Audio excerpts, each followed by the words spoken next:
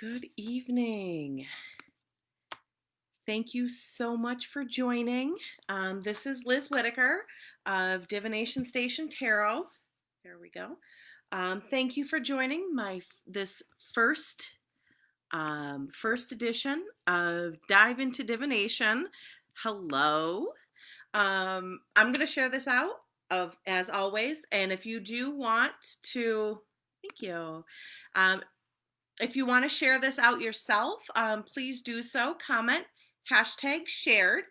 And what I'm going to do is I'm going to get a one card reading to you through Facebook Messenger within the next 24 hours. I'm going to do it that way. That way I can keep track of who's sharing, who wants a reading, and everyone doesn't have to sit through everyone else's readings. But I do want to give you thanks for joining me, for sharing my broadcast out, for helping support. I am going to be putting these up on my YouTube channel. I think I'm going to be doing that.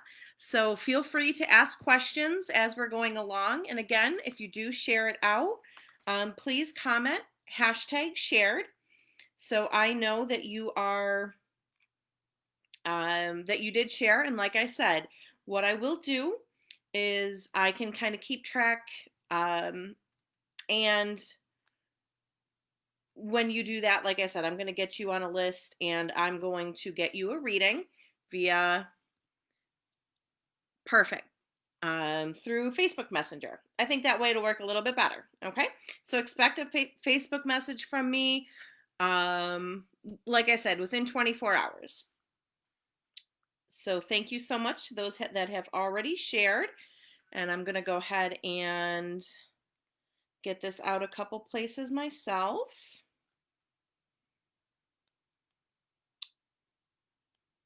Maybe. So I wanted to do, this is going to be a brand new series called Dive into Divination.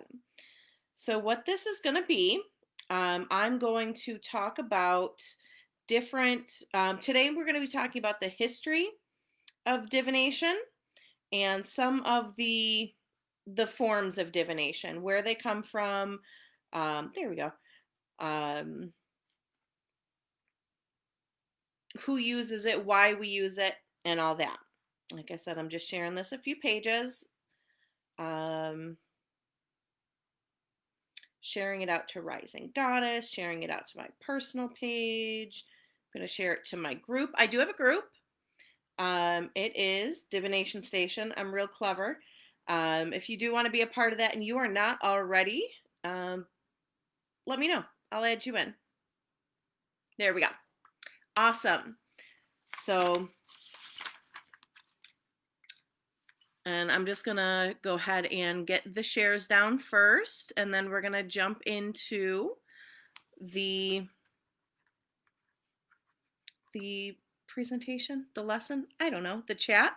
If you do have any questions that you do want to ask about divination, you want to share that, what you feel divination is, definitely go ahead and share that in the comments.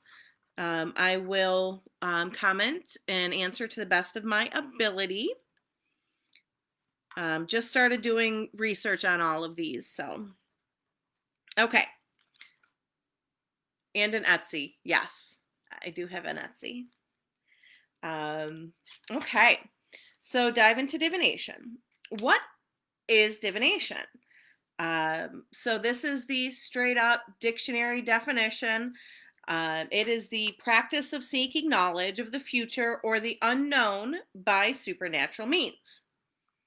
An alternative definition that I like a little bit better is the practice of determining the hidden significance or cause of events, sometimes foretelling the future, by various natural, psychological, and other techniques. So I like that a little bit better, because divination isn't always about telling the future. That's kind of the fortune telling trope, and that's not the whole of divination. Um, it does come from the Latin root, because I love to throw my little nerdy tidbits in. Comes from divinar, Latin, to foresee, to foretell, or to prophecy. Um, and that root is divinus, or divine, inspired by God. So divination is receiving messages from that higher power. So again, whether those messages are to tell the future, for like love matters, anything like that.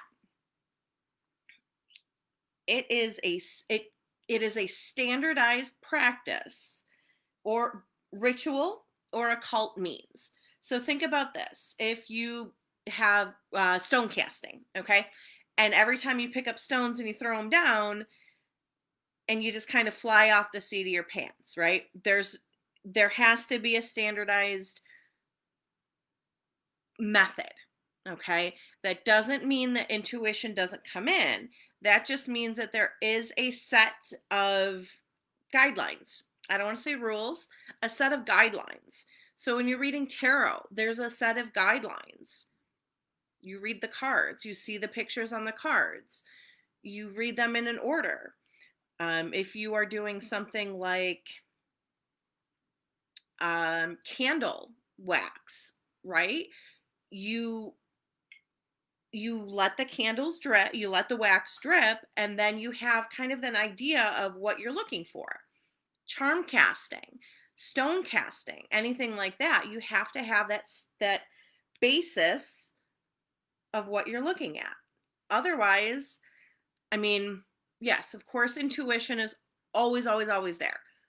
But if we went off intuition alone,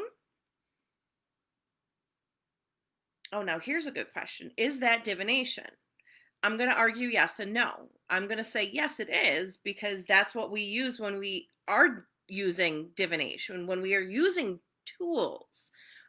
But that's also mediumship, right? That's also having those clairs, right? Claircognizance, just knowing, clear audio, hearing. That is a bit different than divination. So there's that standardized process. And like I said, it can be ritual.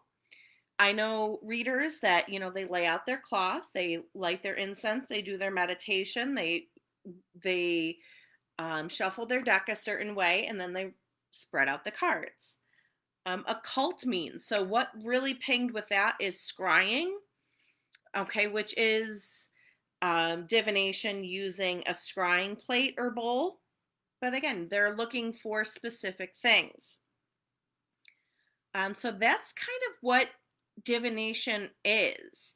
We're using a set of tools to get information that we didn't have before. Okay. History of divination. Almost every culture has had some form of divination. Just as the unknown has always existed, we have always wanted to uncover that unknown. We've wanted to solve those mysteries.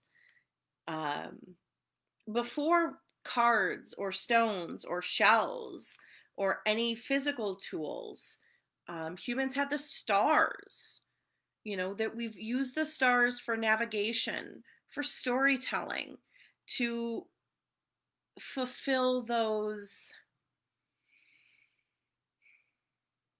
answers, right? It makes us, we know that there's something bigger than us out there.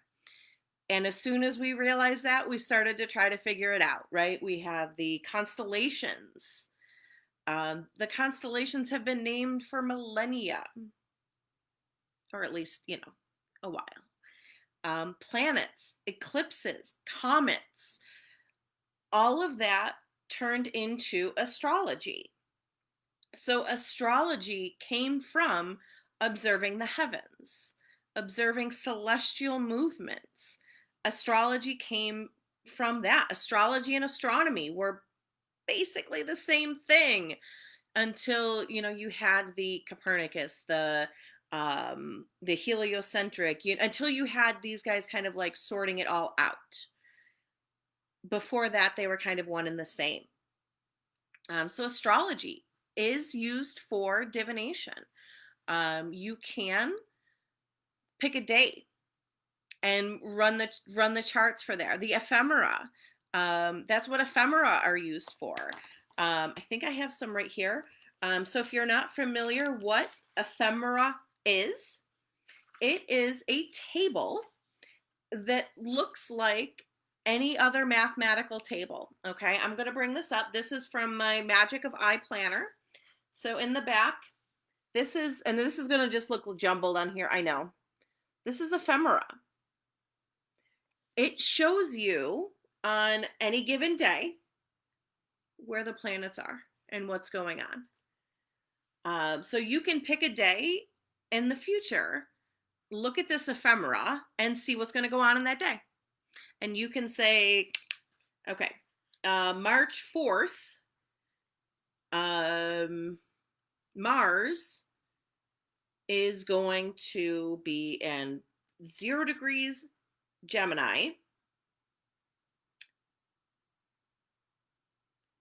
and you can kind of figure out what that, sorry, getting carried away here. So you can see, is that a good day for blah?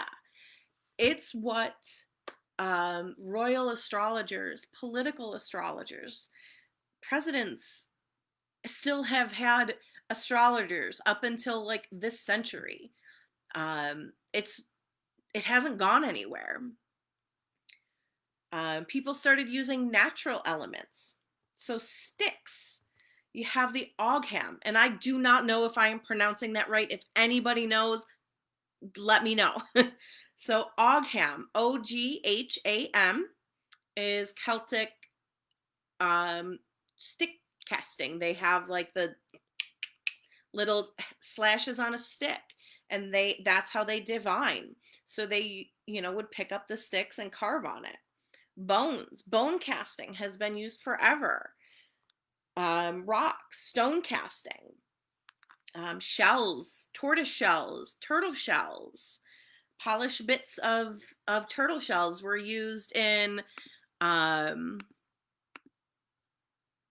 saw that in China. The Chinese also had the I Ching, which I don't know. Yeah, the royals in England. Oh yeah. John Dee was the first name he was a royal astrologer. There have been rulers that don't make a move in battles or war without consulting the stars, and that's what they would check, the ephemera, and they would say, well, Mars is here and Jupiter's here, so it's good, or they would say, well, Saturn's here and Venus is here, so it's bad. And that again goes back to that standardized system. So tortoise shells, turtle shells, cowrie shells. Again, I don't know if I'm saying that right. I think I am. Cowrie. Reading cowrie shells. It was popular in Afro-Caribbean practices. Oh, thank you, Shay. You got it. So again, if you are just joining, please go ahead and share the broadcast out. Let me know that you did. And what I'm going to be doing is I'm going to get you a 1-card reading via Facebook Messenger, just to kind of respect everyone's time here. And so I honestly don't know how long I'm going to talk about this, so I don't want to talk for an hour and then have to read for an hour. And I think it's going to work. If it doesn't, let me know. I'm up for feedback. So cowrie shells, again, you cast them. And when I say casting, you cast the stones. You have them and you kind of shake them up like dice, and you roll them out and you see where they fall. So when I say casting, that's what I mean. Casting runes. You look at how things like lay, where they fall. And then you have some ornithomancy or augury, which is reading birds, bird activity, or nature. If you see, 3 squirrels running up a tree, and these were based on observations. Bag of bones. You got it, Shay. Bag of bones. I have a friend, actually, I need to get her on here. I'm going to write this down so I don't forget. She developed a system of divination, and it's completely like unique. I'm going to have her come on and talk about it, and I'm just going to write it down here. And again, it's because she was called to a specific medium. Oh, bibliomancy. Yes. Bibliomancy is amazing. And then they have like, I can't remember what it's called. Like audio. I'm going to say audiomancy. When you put a playlist on shuffle and see what pops up. Bibliomancy. You take a book. I have here is my How Not Always to Be Working. It is I'm going through a series on TikTok about this. So you go through and you, words on unplugging. So that would be my phrase or whatever. Scrabble tiles. Yep, Shay, that's been on my list to do, to kind of get to use. I just haven't yet. Charm casting. Again, you just kind of get a bag of different charms. There's runes. There's witches' runes. All sorts of methods. And each of these are going to go into forms of divination. So again, this is just starting. I have a rough plan in my head, but if you want to see a specific, if you want to see me talk about a specific type of divination, put it in the notes and, say topic dash blah. And I will research it and I'll talk about it. If you want to know more about something, if you have a specific, and Bill, I'm not sure if that's the specific name, but that's what popped into my head. But yeah, audiomancy. So if you have anything, like I said, if you have a specific specialty in divination and you want to collaborate and you want to chat about it, like I am more than willing to do that. So ornithomancy, augury, looking at nature. And again, people would watch the cycles of nature. Rods. Okay. So what do you mean by rods, Jennifer? Just so I know what I can kind of focus on with that. Haruspice, and I've never said that word out loud. Haruspice, a haruspex, is basically someone that would read the entrails of animals. You read a lot about this in, I remember hearing about it in like ancient Greece, and like any of those where they would split an animal, entrails would spill out, and then they would read the entrails. Water. Oh, dowsing rods. Yep. Okay. Gotcha. It became a little bit more systematic in the Middle Ages in Europe. Now, I want to put out a note here. This does not mean that Europe was the only place that did this. What this means is research on the history of divination is full of imperialism and colonial thought processes. So, while I say this, It is because it is the research that is out there. It does not mean that it was not happening anywhere else. Doesn't mean it wasn't happening in the Middle East. Doesn't mean it wasn't happening in Asia. Doesn't mean it wasn't happening in India or any of the African countries, East Africa. What it means is history is imperialist. And if you have, Bill, I like that. I'm going to write that down and I'm going to do some research on that.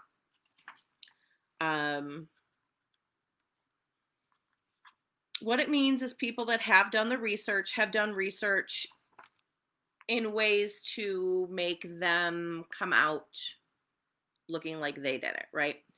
History is written by the victors. So keep that in mind. Whenever you're doing any research and you see things that are like, oh, in Europe at this time, this was advanced in Europe, don't think that it was only happening in Europe, okay? Other cultures were doing it too. They were just the ones that wrote about it. So that's my little aside on that.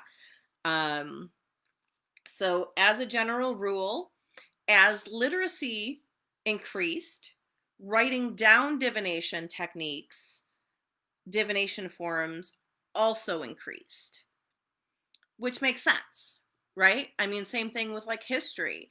As literacy increased, oral traditions, oral stories were written down and they were able to be passed on at that point.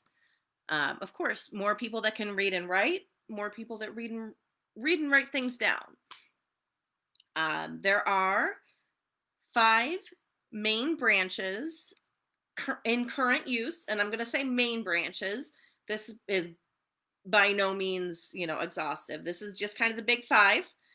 Astrology, we touched on earlier. So again, reading the stars, constellations, all of that. I Ching, I do not know a heck of a lot about I Ching. I am going to go to Benabel Wen's site. She is amazing for almost everything. I can't think of anything that she isn't amazing at. Edgar Casey. So Edgar Casey did a lot of like trance work and dream work. So I will get him down. Like kind of like seance, past life stuff. So again, I Ching, I'm gonna learn along with you. And if you know about I Ching, let me know. Tell me. If not, we're gonna learn together. And like I said, I love Benabel Wen. She's amazing. I don't think there's anything that she can tackle and make it come at the same time like intellectual and intuitive. She wrote Holistic Tarot. I don't have it over here, but it's like this thick. It's like this thick. And it's amazing. Anyway, so I Ching, numerology. I am just getting into the expanse of numerology. And if you are friends with me, I've shared a local 2 Buffalo numerologist. I actually have some appointments with her. I'm excited about that because I touch on numerology. I use it when I read tarot. So I know where to hit the basics. I know how to find my the life path number or anything like that. What I learned today from her posting, and her name is Nikki Cephalis. She's Greek. I'm sorry. But if you are on my page, I posted it today. Her name's Nikki and she's awesome. So I'm going to go see her for some numerology appointments. So I'm going to learn a little bit more about that. Tarot, that's kind of my thing. So tarot, I'm going to try to not focus exclusively on tarot. I'm more than happy to, but I'm trying to kind of expand my base, my foundation. So I am coming from a tarot mindset. Okay. I have been reading tarot since I was 15 or 16 years old, on and off. For the past 6 or 7 years, I have been studying tarot quite a bit. For the past couple years, yeah, absolutely, Bill. Past few years, I've been studying, and like 2.5 years, I've had my own little business going. So, and that's going really well. And I want to expand. Okay. So again, tarot, it's going to be my wheelhouse. Um, but I don't want this to be just tarot. Runes, again, something that I have kind of popped in and out of.